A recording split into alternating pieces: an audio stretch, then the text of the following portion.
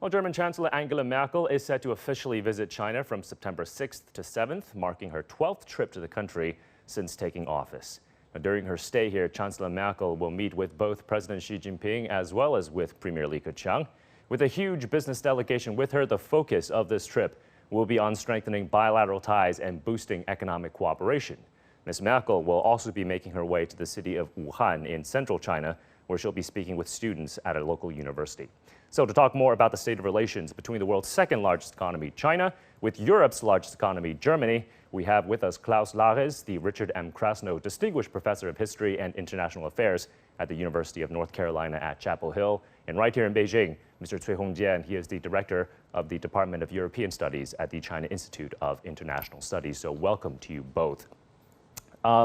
Professor Larres, I want to start with you first because back in 2018, China was Germany's most important trading partner, bilateral trade reaching nearly 200 billion euros. So as we see a moderating global economy, a slowing German economy, we're also seeing, of course, rising trade protectionism and the specter of a no-deal Brexit haunting Europe. How significant do you think is this visit by Chancellor Merkel to China? And can these two countries actually better work together, you think, to give the global economy a jolt? Yeah, I think Chancellor Merkel's visit this year, as the previous 11 visits, is very important. As you said, China is a very close trading partner, almost one of the largest for Germany, and vice versa, that applies as well. So any trip to such an important, economically important country is, of course, very valuable for any leader. But of course, China is also becoming geopolitically more important. It is throwing also its weight around in the Asian region, and all these things will be discussed. So I think the visit is important, particularly, as you say, in view of a slumping economy in East and West. Germany may be in recession pretty soon. The second quarter probably will show that Germany's economy has further contracted. The Chinese economy is also under pressure, not least because of the trade war with the United States. And that is, of course, also a problem for Germany and the EU. The trade conflict with the United States is perhaps put on hold at the moment, but it hasn't been resolved. Therefore, both countries are looking at the United States with a great deal of skepticism, and that brings them together to some extent economically. But still, the economy of both countries has been very important for each other, and I think Merkel will try to expand on this and play on this and probably improve relations further. So, Mr. Cui, we know that trade is certainly very important. China is already Germany's largest trading partner 3 years in a row now for 2018, but investment, of course, very important as well. We are eyeing that key China-EU investment deal, which negotiators from both sides want to wrap up by next year. So can we expect Chancellor Merkel's visit this time to China to add more momentum, more impetus, you think, for this deal? And what do you think are the implications of this EU-China investment treaty for China-Germany economic relations as well as for China-EU economic relations? Sure, I think it would be a very important issue during Chancellor Merkel's visit in China. I mean, how could both two countries to work together to push forward this negotiation? Already it started several years ago.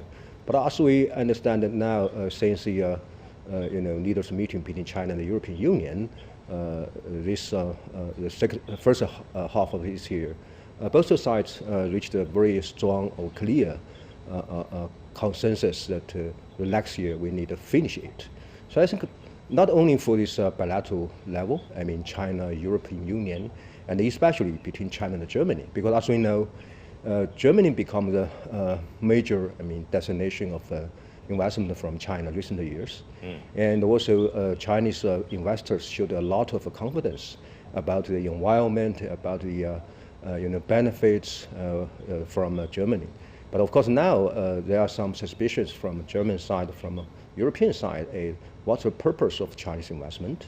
And also, of course, from German side and European side, they have also the concerns about the Chinese, especially the market access. So once we have achieved a kind of we call a high quality and ambitious BIT, bilateral investment treaty, so it will give a showcase, say that China and Germany will share the common grounds, and we share the common purpose to uphold the firstly multilateral cooperation, and then we need to uphold this opening economy and also free trade. Of course, it also the showcase for China, EU, China, Germany is we are always, the very, very good partner, not only in this trade and also in investment. Yeah, Professor Larres, we do see increasing concerns, perhaps suspicions in Germany in the past few years with regards to Chinese investments in the country and Chinese companies perhaps buying up German companies. But according to the German Foreign Office, there are some 900 Chinese companies in Germany right now, but over 5,000 German companies operating here in China.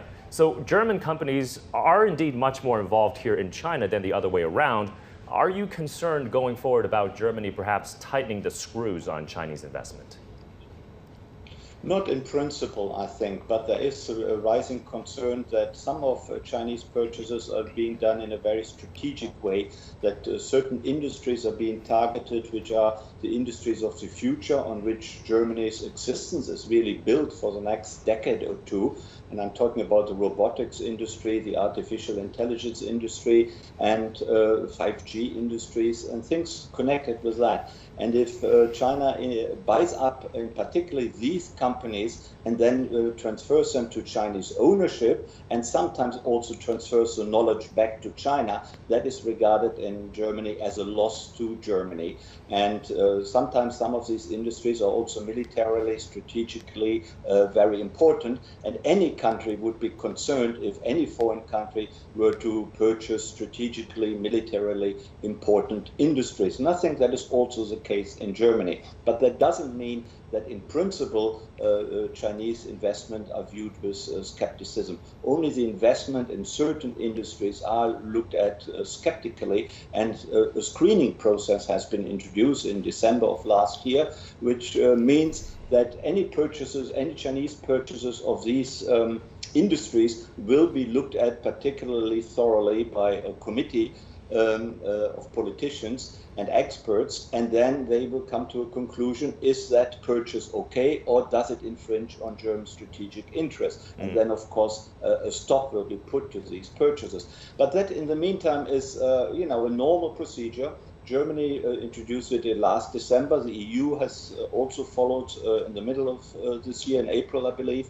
And also the United States has, for a long time, has had that screening process. And so that is nothing which is radically new, but perhaps it's being talked up a little bit because in Germany, at least, it wasn't in existence before December of last year. But in principle, Germany, of course, welcomes Chinese investments in its industries and wishes to attract more Chinese investment in the right areas, however. Mr. Cui, during a meeting on the sidelines of the G20 summit in Osaka this June and at last year's G20 summit in Buenos Aires, Chinese President Xi Jinping and German Chancellor Angela Merkel both pledging to safeguard and uphold multilateralism. You touched upon this a little bit earlier, but I want to expand on that perhaps a little bit more. What do you think that means in a China-Germany context? I think firstly from the Chinese side, I think China take a very clear understanding that how it is important for Germany and the European countries to help to hold this multilateral rhythm, especially the multilateral order during the huge change of the current international order and the system. And of course, I think China also regarded itself as also the very, very strong supporter to any kind of multilateral cooperation. And then now we can find that for China and Germany, not only we got a lot of the achievements of cooperation on the bilateral level, and also this cooperation between two countries has a very, very strong spillover effects on regional level. For example, the China-Europe Union cooperation, and also global level. As we understand now, Germany tried to play a more active role, not only on the regional affairs and also on global affairs. For example, how about global governance with some very, very specific issue like climate change or green economy, everything. And also at the same time, I think that China and Germany and China and most European countries will uphold this kind of some very, very clear principles on the international affairs, which means that we hope that there will be some more political and diplomatic solutions for any kind of regional conflicts or hotspots, and of course with a multilateral approach. So I think that indeed China and Germany and China and the EU, and I think we are partner in nature on this issue. I mean to uphold the multilateral cooperation, but of course in the background that as we understand or not now there are more and more pressure from unilateral. So I think that will be a very, very important trend or very important effort from China and Germany. We should work together more and to be against any kind of pressure from unilateral behaviors. And Professor Larres, speaking of more cooperation between the two nations in terms of international affairs, we saw German security officials recently visiting China and together with their Chinese counterparts reportedly pledging cooperation in a range of areas, including efforts to fight terrorism, extremism and cross-border crime, cyberspace crime and economic crime. So what's your take on increasing cooperation on the security front between these two nations? Yeah, I think we discussed, there's a economic rivalry, economic competition between the two countries, but they also have a lot in common regarding certain issues. And just was mentioned the fight against climate change, but also the Iranian nuclear deal, which both China and Germany support and want to continue. So both countries share quite a lot regarding international affairs. And the fight against international terrorism, against corruption in international affairs, and money laundering, people trafficking, children trafficking, all that is shared by China and Germany. And of course, many other countries in the world, most EU countries would also sign up to that kind of policy and that kind of closer cooperation between two important countries in the world. So I believe, yes, there is competition and rivalry, but there is also a lot of cooperation and room for further improvement. Also, I should add, there's cooperation in Africa, which is being developed, and that's another area where China and Germany can work together. All right, last word to you, Mr. Cui, because we had a study recently published by one of Germany's largest think tanks, the IFO Institute, saying that China's proposed Belt and Road Initiative helps Bavarian companies south of Germany. Companies there enter new markets and called on Berlin to put in place a framework to make the BRI an overall success for Germany. So how do you see the relationship between China and Germany evolving going forward under the BRI? I think so far both two countries got a lot of more and more consensus, common grounds in the frame of BRI. But of course, now I think from China's perspective, it's understandable that once Germany will take some political decision, for example, to sign something with China, indeed, Germany will take consideration of the attitude from other member states of the European Union and even European Union institution itself.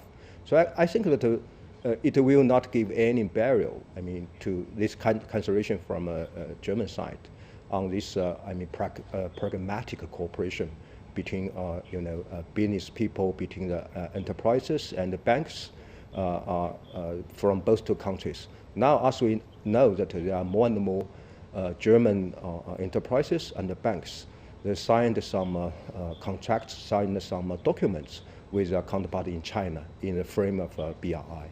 I think gradually, and this more and more, once there are more and more achievements in the cooperation between China and Germany in the frame of BRI, and someday in future, that the German side, especially the government, will decide its the real role in the BRI cooperation. All right, we are going to leave it there. Many thanks for insights on this. Professor Klaus Larres of the University of North Carolina at Chapel Hill, as well as Mr. Hongjian, of the China Institute of International Studies joining us. Thank you to you both.